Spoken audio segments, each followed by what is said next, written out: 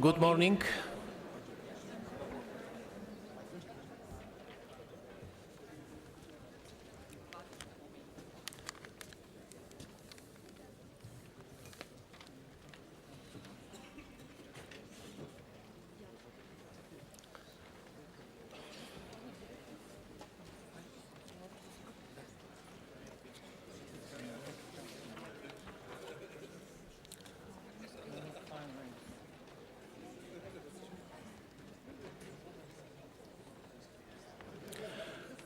Уважаеми колеги министри, уважаема госпожо комисар Тейсен, уважаеми представители на социалните партньори, дами и господа, добро утро на всички! Имам удоволствието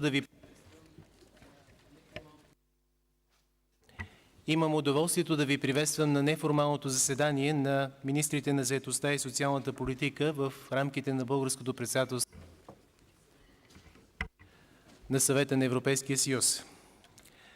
Добре дошли в нашата столица София. Надявам се, че в рамките на ще успеете да усетите и традиционното българско гостоприемство в този древен и същевременно модерен град. Именно за това, още в началото бихме искали да ви приветстваме с едно музикално изпълнение от Народния хор на Национално музикално училище Любомир Пипков под диригентството на доцент Георги Петков. Хорът е носител на няколко първи награди от национални и чуждестранни престижни конкурси и със своите изяви се утвърди като една от надеждите на българската фолклорна сцена, получавайки не само признанието на музикалната критика, но и възторжен прием от публиката. Докато хористите се подреждат, бих искал да ви запозная с малко полезна, надявам се, информация логистична.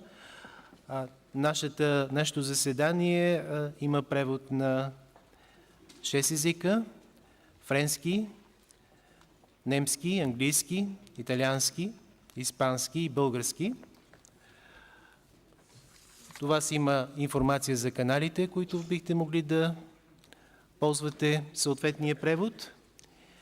Както бих желал да обърна вниманието ви върху възможността чрез инсталиране на това приложение на вашите мобилни устройства да имате достъп до цялата информация за днешното заседание, както и връзка помежду си. Надявам се, че това ще улесни нашия контакт. И сега нека да чуем приветствието на нашите хористи.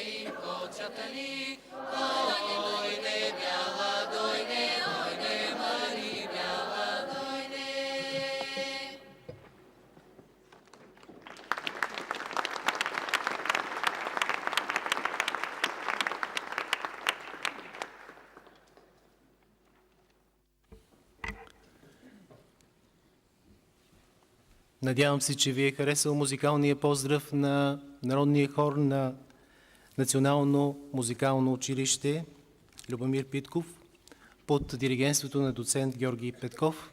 Нека да им благодарим още веднъж. Уважаеми колеги, сега преминаваме към нашата програма. Темата, която сме избрали за нашите дискусии пред тези 2 дни е неразривно свързана с някои от ключовите въпроси от дневния ред на Европейския съюз в социалната област, както и с приоритетите на българското председателство. Инвестициите в хората, като подход, основан на жизнения цикъл, е тема, която ни връща към човешкия капитал, като към един от основните стълбове на благосъстоянието на Европейския съюз, но и ни насочва към бъдещето. Бъдеще, което предопределя мащабни промени в света на труда, за които с общи усилия следва да се подготвим. През последните години можем да отчетем наличието на стабилен икономически ръст в рамките на Европейския съюз, който води със себе си осезаемо и трайно подобряване на положението на пазара на труда. Независимо, че икономическата криза е зад гърба ни, тя оставя след себе си последствия, които все още оказват своето негативно влияние върху хората. В настоящия момент на стабилен икономически растеж трябва да отделим време и да помислим върху бъдещето, което искаме, именно защото в едно цифрово общество и икономика ситуацията на пазара на труда се развива бързо и променящата се трудова реалност създава различни потребности. Ето защо ще се съсредоточим върху задълбочен дебат по едно от 3 направления на Европейския стълб на социалните права, а именно по глава 1 – равни възможности и достъп до пазара на труда. Неформалното заседание е подходящия момент, за да анализираме ангажимента в рамките на Европейския съюз за повишаване на квалификацията на работната сила, нейната преквалификация, както и за справяне с младежката и продължителната безработица. Европейският стълб на социалните права вече е нашата отправна точка, след като всички споделяме необходимостта от засилване на социалното измерение на Европейския съюз, за да продължим с бързи темпове социалното сближаване. Заедно имаме важна задача да определим как политиките и инструментите, които сме прилагали до момента, могат да бъдат интегрирани и подобрени в рамките на усилията ни за реално изпълнение на принципите на стълба. Имаме възможност в рамките на дебатите да идентифицираме добри практики, да оценим предизвикателствата и да определим пътя напред, включително по отношение развитието на политиките и тяхното финансиране. В днешния свят, в който дигиталните технологии в все по-голяма степен оказват влияние върху икономиката и обществото, наличието на широк кръг от знания, умения и компетенции е ключово за навлизане и развитие на пазара на труда. Придобиването и подобряването на уменията на младежите и продължително безработните лица ще бъдат в основата на презентациите и дискусиите през тези 2 дни. Днес ще съсредоточим вниманието си към изпълнението на принцип 1 от стълба и по-специално добрите практики и бъдещите предизвикателства по отношение повишаването на уменията на лицата и подобряването на работната сила. Утре ще имаме възможност да насочим вниманието си към принцип 4 на стълба – активна подкрепа за заетост и интегриране на младежите и продължително безработните лица на пазара на труда. Днес по време на работния обяд ще имаме възможност да обсъдим съвместно с социалните партньори приноса на социалния диалог за повишаване на доходите и изпълнението на Европейския стълб на социалните права. В програмата ни е включена и посещение на 7-ми Европейски форум на социалното предприемачество, който беше открит вчера. В него участват редица социални предприятия от България и чужбина, които предоставят своята продукция и възможностите за социални иновации в тази област. Позволете ми да пожелая спорна и ползотворна работа днес на всички нас, като с подчертан интерес очаквам приноса по темите на заседанието от страна на министрите, социалните партньори и неправителствения сектор. Сега имам удоволствието да предоставя думата на комисар Тейсен за нейното слово при откриване на неформалното заседание. Заповядайте, госпожо комисар. Thank you very much, dear President, dear ministers, dear friends. First of all, let me thank our Bulgarian hosts for their hospitality And you, dear Minister Petkov, let me thank you for your commitment to push forward the social agenda. Spring is in the air, in Sofia, literally more than in Brussels for the moment. The economy is growing again all over Europe. Unemployment is at 7.1%, the lowest since 2008. Youth employment is also decreasing, but in relative terms, it remains high, 15.9% in Europe, with large national differences ranging from around 6 to 45%. In Europe, over 3.5 million young people are out of a job, and there are still over 8 million long-term unemployed. The economy is growing again. Now more than ever, we must leave no one behind. Not just because that's fair, we need all hands on deck. Europe is growing older and the workforce smaller. We want to keep our economy competitive in the digital age and our social security systems sustainable. People need up-to-date skills to adapt to many more transitions in their lives and to changes between jobs and between employment statuses. The old definition of the so-called welfare state is care from the cradle to the grave. The new definition has to be development from the cradle to the grave. This is exactly what the first principle of the pillar of social rights is about: education, training, and lifelong learning. So how do we best invest in people throughout their lives? We should start early by investing in quality of care for the youngest ones. And I'm delighted to see that the Bulgarian presidency has made early childhood education, early childhood development its priority. The ability to learn, acquire new skills, and adapt to new challenges should become second nature. For that, you need to start as early as possible. The skills gap is the root cause of long-term unemployment.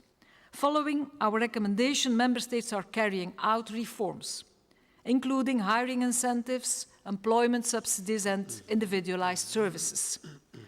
However, 63 million Europeans still lack basic literacy, numerical, and digital skills. Our upskilling pathways recommendation helps them. But it's not just about basic skills. To keep our companies competitive, we also have to invest in the high-end skills the digital economy demands. Skills mismatches, we all know it, they stop our young people from getting jobs. Our youth guarantee helps. Every year, 3.5 million people took up an offer, and half of them were still in employment, training, or education 12 months later. To support people in transitions, accessible and targeted guidance services are key. The ways people learn and acquire new skills are changing. We need to recognize and validate non-formal learning. Dear ministers, dear partners, ladies and gentlemen, the 3 recommendations are here to help. We integrated them into the pillar. We are all together carrying them out through the European semester. And we must invest in people, not just through our policies, but also by investing more in traditional terms through our budget. In our new multi-annual financial framework, we must invest in people, invest in social. To make that happen, we need your support. Ladies and gentlemen, the EPSCO is about taking stock and for looking ahead. What works and doesn't work? What more do we need to do? What can the European Commission do to help? I'm very happy the social partners are here. Your input and that of civil society is essential. And I'm looking forward to hearing your ideas. I wish you all an inspiring and a fruitful discussion. Thank you very much, President.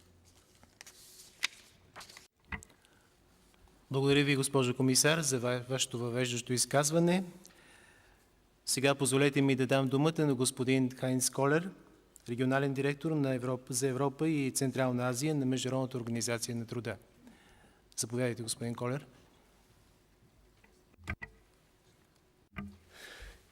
Good morning, everybody. Ministers, Commissioner Thyssen, representatives of the employers and workers' organizations, ladies and gentlemen, colleagues. First of all, let me thank the EU presidency and in particular Minister Petkov for his kind invitation to this informal ministerial meeting on this highly topical issue. From the outside, 99 years ago, the ILO has been aware of the need to invest in education and training.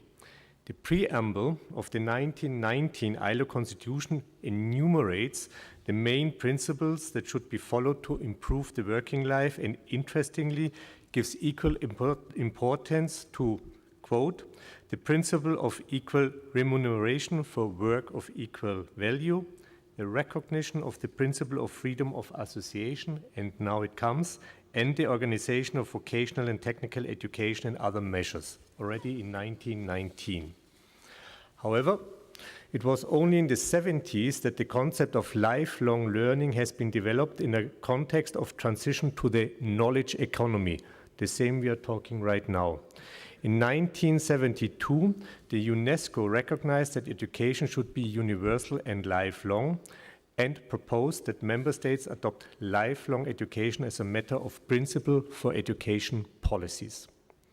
3 years later, the International Labour Conference adopted the ILO Convention number 142 on human resource development, followed in 2004 by the recommendation number 195 on education, training, and lifelong learning. The recommendation rightly stresses the need to recognize education and training as a right for all, and that lifelong learning should be realized through a clear commitment of governments, employers, and workers. The life cycle approach raises fundamental questions about the respective responsibilities of governments, workers, and employers in making choices about when and how to rescale and retrain the workforce. The European Pillar of Social Rights also enshrined these issues in its Principle 1 in November 2017. The ILO fully supports the European Social Pillar and also the measures as presented by Commissioner Thyssen. Ladies and gentlemen, we are indeed living in a rapidly changing world. The future of work is no longer the future, it's here, and requires specific and flexible solutions, in particular effective training systems and lifelong learning.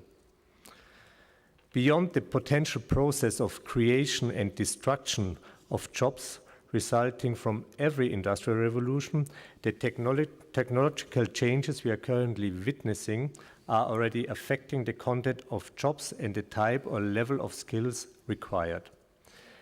Digitalization, robotization, platform economy already modify the demand for specific skills, especially in occupations related to science, technology, engineering, and mathematics, the so-called STEM.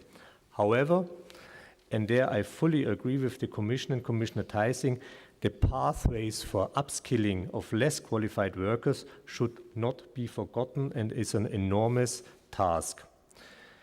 Also, we have other challenges like the transition towards a greener economy, which will also require new skills and jobs. Let me be absolutely clear. I'm not only talking about engineers here. I'm talking also about vocational skills. Demographic trends are also affecting the nature and level of required competences. In this regard, young workers, as was mentioned already, are more comfortable with new technologies and likely to adapt faster than older workers. Just look at your kids and look at you, how you handle technical devices, a huge difference. Skill strategies will have to ensure continuous adaptation of competence over the life cycle through various transitions between work, reskilling, and reworking. This development from cradle to the grave is probably a very nice expression to this. It should also be highlighted that the role of public employment services will be crucial in this respect, in particular in the world of work. The good news is that technological change will not only affect demand for skills, but also provide opportunities to append training to disadvantaged groups, including disabled people. Ladies and gentlemen, here now comes the paradoxon. Despite all of this, only few countries in the world have developed a fully integrated lifelong learning policy framework, and even fewer have created a coherent system of financing lifelong learning. Even more paradoxically, public spending on worker training has declined over the last 20 years in most OECD countries, including Germany, France, and the UK, especially for adult education. Let us remember that in South Korea, in Incheon, there was a declaration in 2015 of the World Education Council recommending committing 4 to 6% of GDP or 15 to 20% of public expenditure to improve the status of education. In this context, I'm happy to mention that the political commitment of Bulgaria to develop further its national strategy for lifelong learning 2014 to 2020 is moving forward. I understand that it is financed by the national budget, complemented by European funds, the program Erasmus+, as well as through donations and sponsorship and other sources. That could be well a model for funding lifelong learning. In general, strengthening public funding may happen through a reallocation of public expenditures. Moreover, standard accounting systems, both at national and corporate levels, should also be adapted to recognize, I think this is a very important point, that education is an investment rather than a cost. We need to invest in people as we do in technology, quite clearly.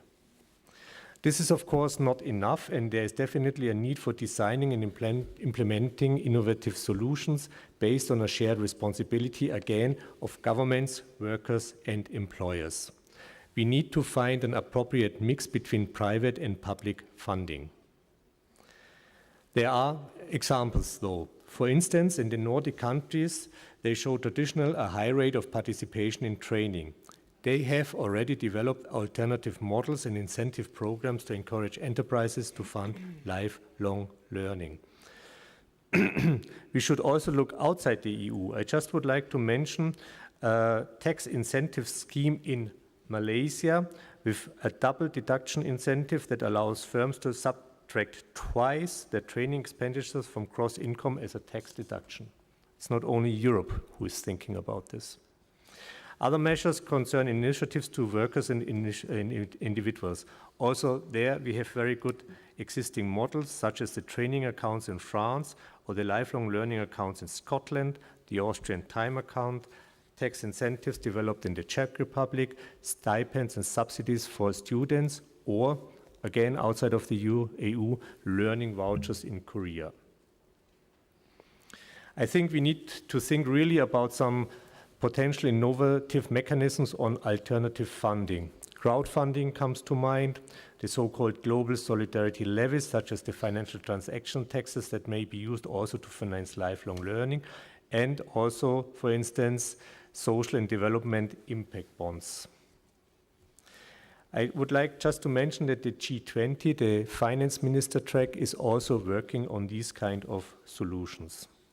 The question is, first, how do we make our education and training systems fit for purpose so that no one will be left behind? And second, how can we fund lifelong learning systems, and what are the respective roles of governments, workers, and employers? To conclude, I would like to point out that also the Global Commission the ILO has established to prepare its 2019 centenary, its 100th birthday, will also have a focus on this issue.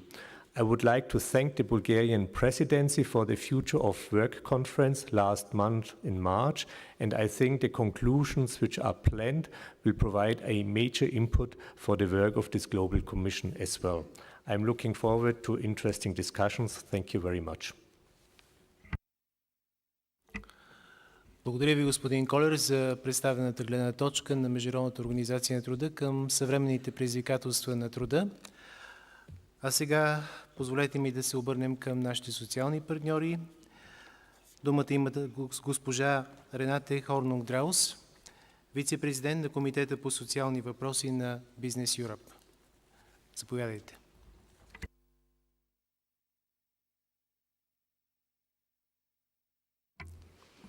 Thank you very much, Minister Petkov.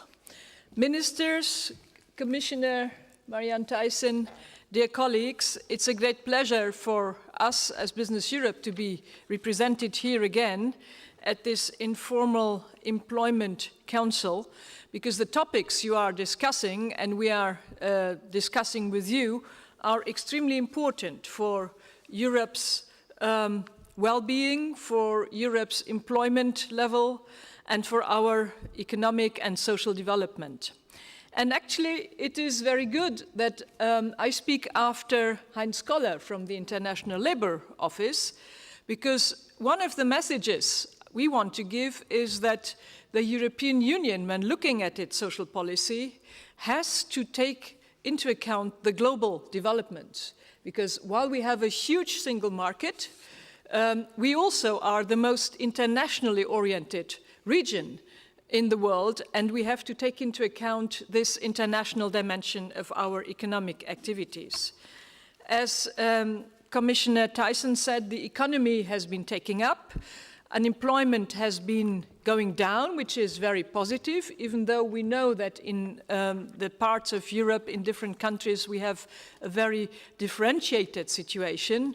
But still, when we compare the situation to other regions in the world, the dynamic has been less good than in other regions of the world. So there is something there is room for improvement, I would say, and that's why it is always helpful to exchange among ourselves, but also to look at what are other parts of the world doing. And I'm glad that Heinz brought examples from other countries outside Europe of how they are tackling this issue of lifelong employment, or the life cycle approach, as you put it, Minister, and the digital transformation of work. This digital transformation of work is something we all look at. We look at it at the national level. As you will remember, the previous German government produced, Minister Nahles, she produced a green paper on what we call Arbeit 4.0, or Work 4.0, which means the digital transformation of work. But we also discuss it at European level, and Heinz already mentioned the Global Commission in the International Labour Organization context, in the upcoming 100-year anniversary of this organization. And let me make just 3 types of remarks. I think we have to address 3 pillars, and they have already been mentioned by the previous speakers. The first one is indeed education and skills. The second one, I would say, is to have a framework conducive to employment and to the development not only of employment, but especially also of startups and SMEs in this new digital world, which can create employment. And the third one is the pillar of the social dialogue. Social dialogue is a European tradition, a European achievement, and here I will say some words about why I think it is so important that we also defend this social dialogue concept in the global context, because my impression is that it's coming under pressure in the global context. On education and skills, I would not want to repeat what has been said. I agree with what Commissioner Marianne Thyssen and Heinz Koller have said. What we would like to highlight, though, is that in order to be able to develop digital skills, young people first need to have sound basic skills. They have to be able to read, write, calculate, to think logically. If they want to be the masters of digital technology, they should understand what it is about. And this requires very good general education, which is accessible to everybody and free for everybody.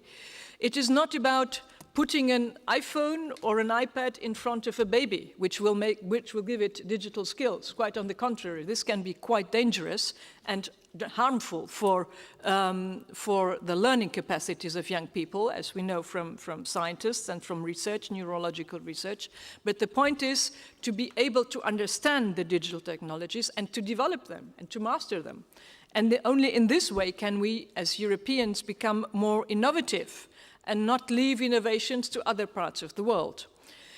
The next point, I think, is, and it has rightly been mentioned, that it is extremely important that vocational education, and including in the digital transformation, is very important to take place in a dual context. So dual apprenticeship, but we also see the development of dual universities emerging. So it's not only for the level below universities that dual learning is important, but even for engineers, for university learning, we see more and more dual universities which have a combination of work and academic study emerging and being highly successful. We think that this should be supported. And of course, it also means the education skills that we have to develop and promote lifelong learning. What can the European Union contribute to this? I think Commissioner Thyssen already said it is extremely important that we promote exchanges of experiences, the best practices, and here indeed in the next framework, multi-annual financial framework, it will be important to foresee sufficient means for this, because this is what will help member states learn from each other and develop the most innovative and the most efficient and productive techniques on education and skills. Let me come to the second pillar, which is the framework conducive to employment and to SME and enterprise creation.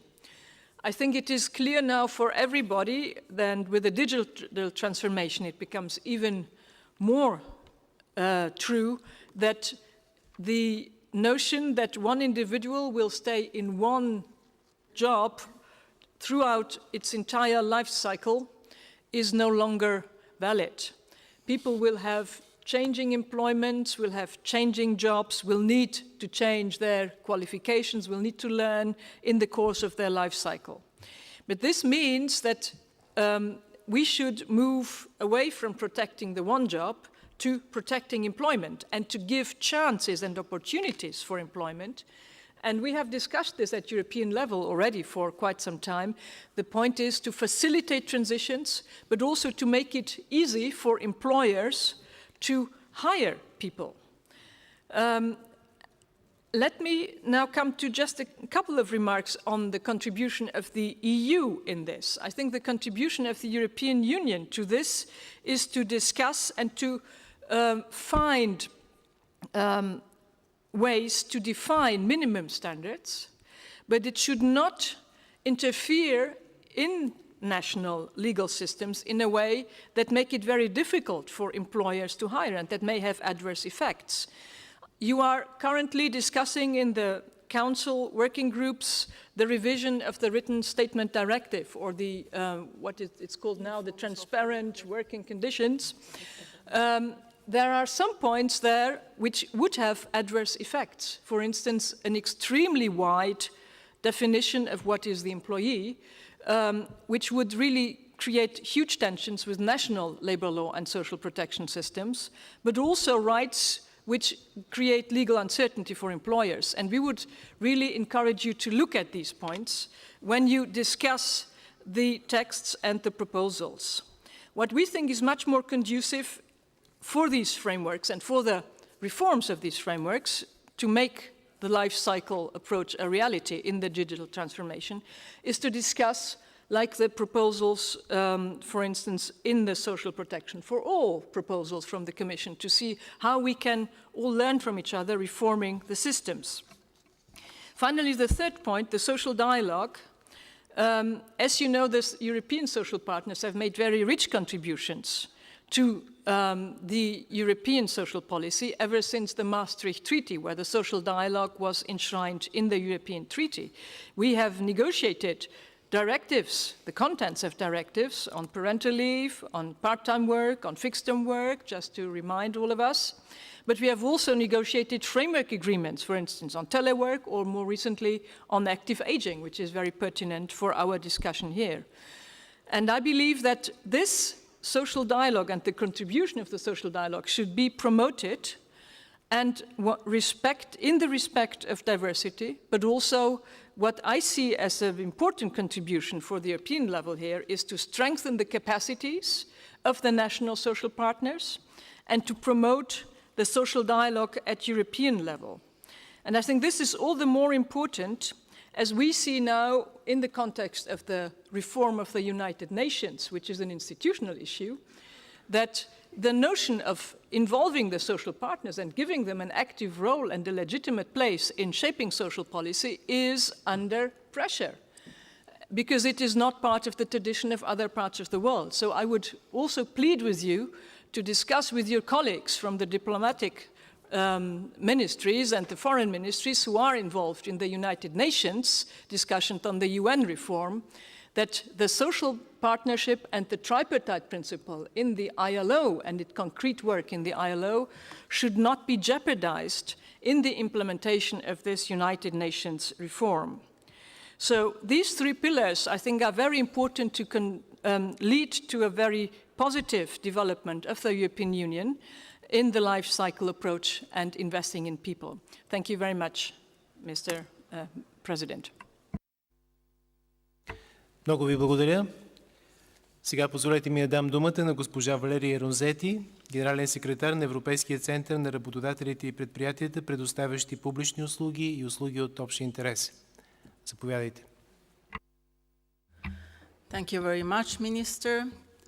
Thank you for the invitation, and also thank you very much for the title you choose for these 2 days. And in my intervention, it's usually difficult to intervene, as the last one here is already difficult to intervene as one of the first, because a lot has been said already.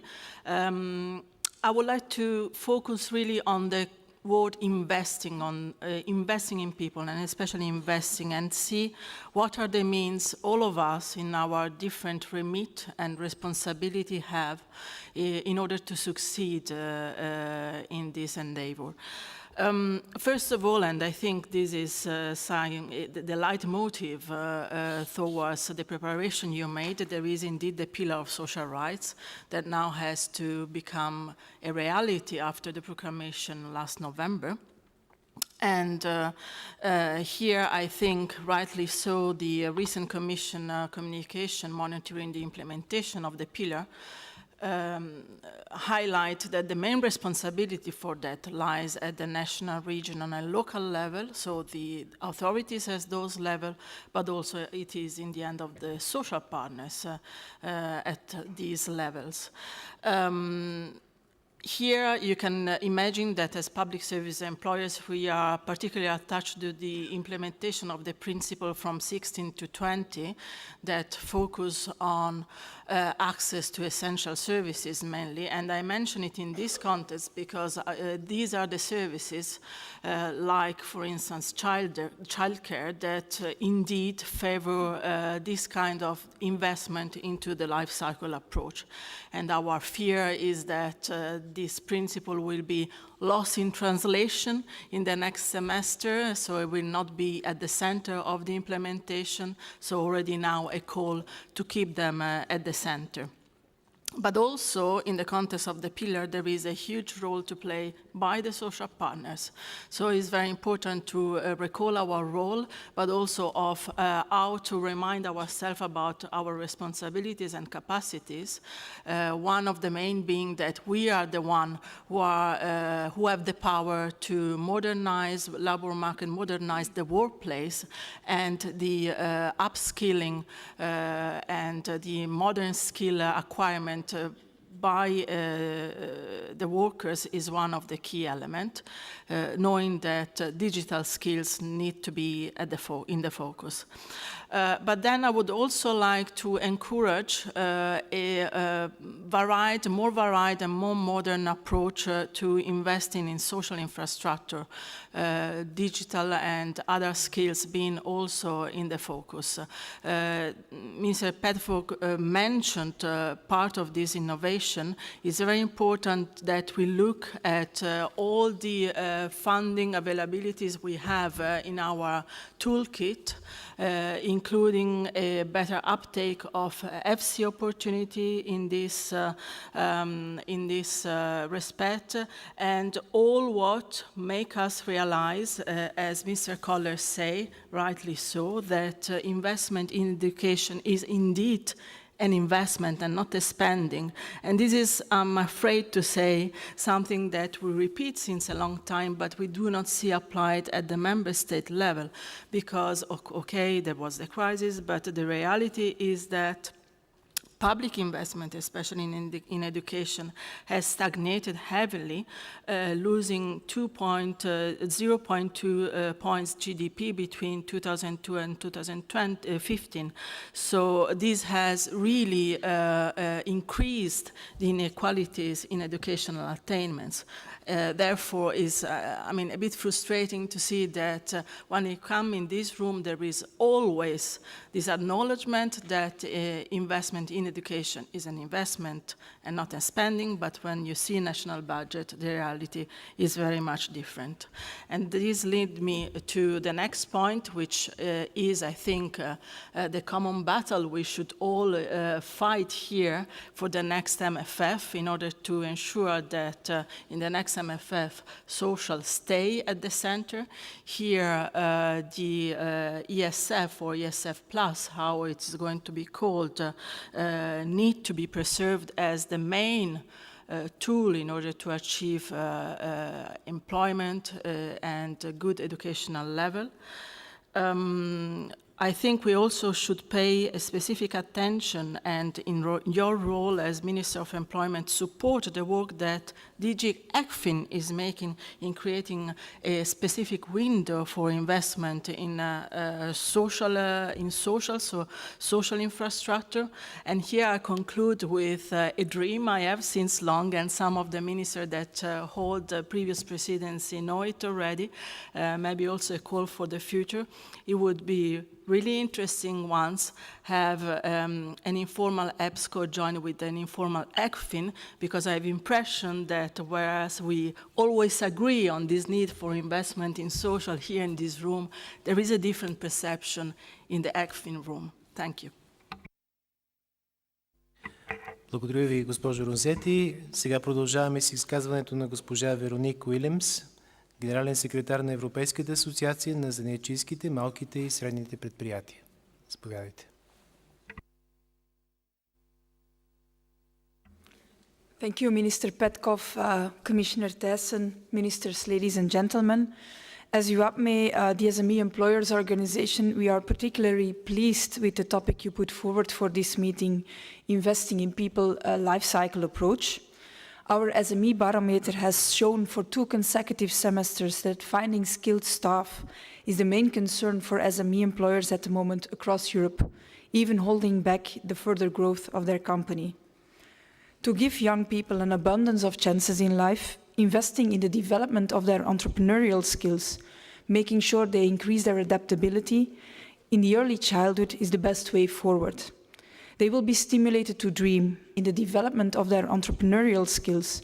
Making sure they increase their adaptability in the early childhood is the best way forward.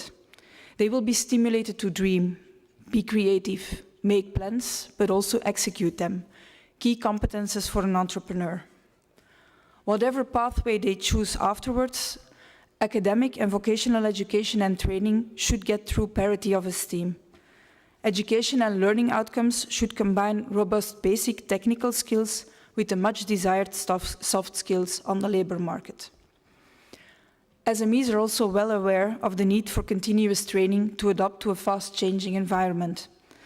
This lifelong learning is a responsibility, a joint responsibility of employers, individuals, and public authorities.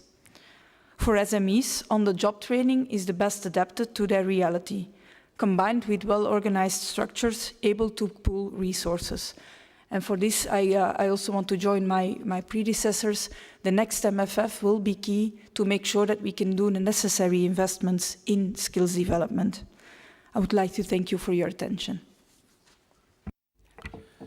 Много ви благодаря.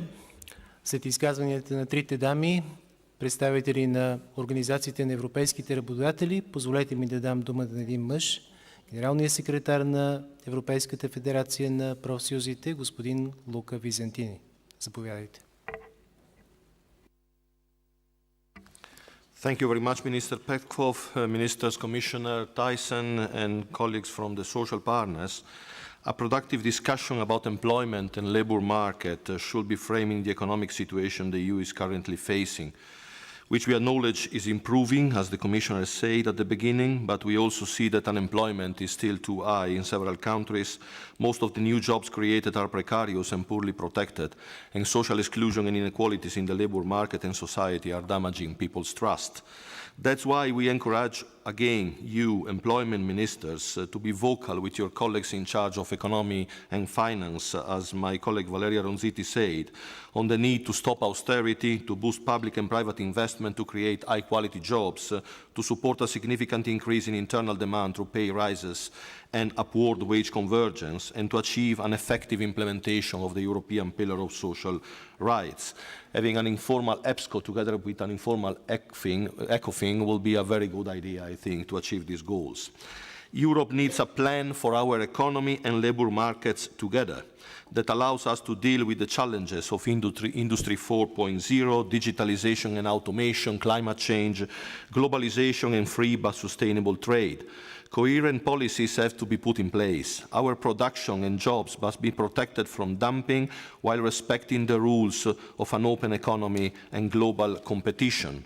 Workers affected by globalization, climate change, digitalization and automation must be supported in adapting their skills or finding new and high-quality jobs opportunities. Investment in lifelong learning and communities at risk is essential to ensure that nobody will be left behind. The very relevant topics that the Bulgarian presidency has put at the core of the reflections of this informal EPSCO, such as upskilling and lifelong training, long-term and youth unemployment, can be properly and successfully addressed only in the framework of economic policies which are supporting quality job creation and just transition. For these reasons, we reiterate our demands for a European industrial policy and for the European Globalization and Adjustment Fund to be transformed into a European Transition Fund by broadening its scope, making it less bureaucratic and more easily accessible, and changing its role to manage the restructuring processes. An in-depth reform of the European Globalization Fund is also linked to the forthcoming discussion on the new multi-annual financial framework.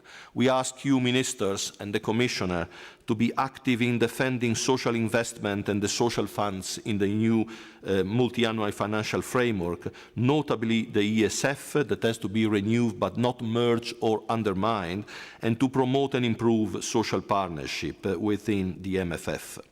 The EMFF and the European budget, the semester, and more generally a progressive and well-coordinated economic policy are the fundamental elements for the implementation of the social pillar.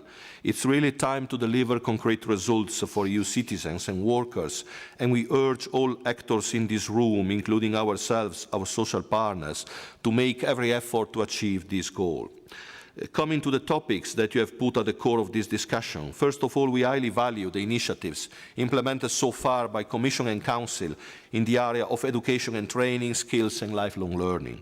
The skills agenda, the quality framework for apprenticeship and traineeships, the Council recommendation on upskilling pathways, all these tools can be very useful in addressing the training needs of citizens and workers of the EU. But, as already mentioned, they cannot be effective if not strictly linked to an overall strategy for quality job creation and just transition.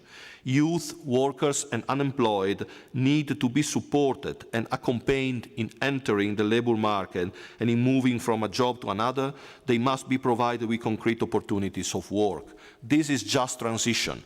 and any upskilling paths must be framed into it. In this respect, renewed funds like Erasmus+, for instance, can play an important role, but we should not forget that major priority is still to reinforce continuous VET, workers' training, and adult learning. And we should always keep in mind that the main actors of lifelong learning are social partners, who manage it very efficiently, particularly through collective bargaining. The same reasoning is valid for the youth guarantee. The involvement of trade unions and employers' organizations in the design, implementation, and assessment of this tool can ensure tailored and quality offers. Partnership is also the answer for outreaching those needs who need this policy the most. Nevertheless, a better evaluation system is needed to assess the level of implementation and the concrete results achieved in each country for the youth guarantee, since the indicator framework which is currently used for monitoring doesn't provide sufficient information about the quality of the measures delivered. And finally, more funding is needed as well. Taking into consideration the Eurofund's comparison between the cost of establishing the youth guarantee, 0.39% of GDP, and the economic cost of the needs for the society, 1.21% of GDP, both the European Commission and the Member States should commit to mobilize more resources for youth policy. Coming to long-term unemployment, this is amongst the most damaging social phenomena we are facing. It harms labour market's potential, shortens life expectancy, and boosts social exclusion in poverty in society, so making social protection systems less sustainable. The Council recommendation has had some success, but still suffers from key weaknesses. First, there is no role for trade unions in this recommendation. Of course, employers and public employment services have crucial roles to play, but unions were not considered at all from the outset, so leaving long-term unemployed workers unprotected and unrepresented in the process for their inclusion in the labour market. And secondly, the transition and job creation dimensions were underestimated. Many regions and areas that suffer most from long-term unemployment are where deindustrialization has devastated job creation, but where unions have traditionally been well organized. This community presence should be mobilized in order to help hard-to-reach people as long-term unemployed. Finally, long-term unemployment should not be considered in isolation, but as a symptom of dysfunctional labour markets embedded in dysfunctional economic models. This is why, rather than simply stating that we are all opposed to long-term unemployment, we should be working on more comprehensive and ambitious proposals on what we want to see quality labour markets look like in the future. To conclude, let me address one element that for us is really essential. It is that we ask all of you to commit for approval and implementation of the ongoing legislative and non-legislative initiatives launched in the framework of the social pillar. After having achieved a good compromise on posting, for which we want really to thank you all, particularly the Bulgarian presidency, we would like now to encourage all of you to put in place the same efforts to achieve the Lex Specialis for road transport, the revision of Regulation 83 on coordination of social security, the directives for work-life balance and transparent and predictable working conditions, the recommendation on social protection, and the regulation for the European Labour Authority. All these tools are really crucial to transform the principles of the pillar into concrete answers to the needs and concerns of workers and citizens. We expect you to find a deal on time to deliver all these measures before the European elections, and be sure that trade unions will be on your side in this effort. Thank you very much. Благодаря, господин Визентини. Благодаря на всички за встъпителните думи. Разбирам, че споделяме общо виждане за дневния ред на Европейския съюз в социалната област. Съдържаш важни въпроси, по които в рамките на 2 дни, които ни предстоят, ще проведем задълбочени дебати. Сега нека преминем към следващата част от заседанието. Първа презентация ще направи госпожа Вирджиния Лангбак, директор на Европейския институт за равенство между половете.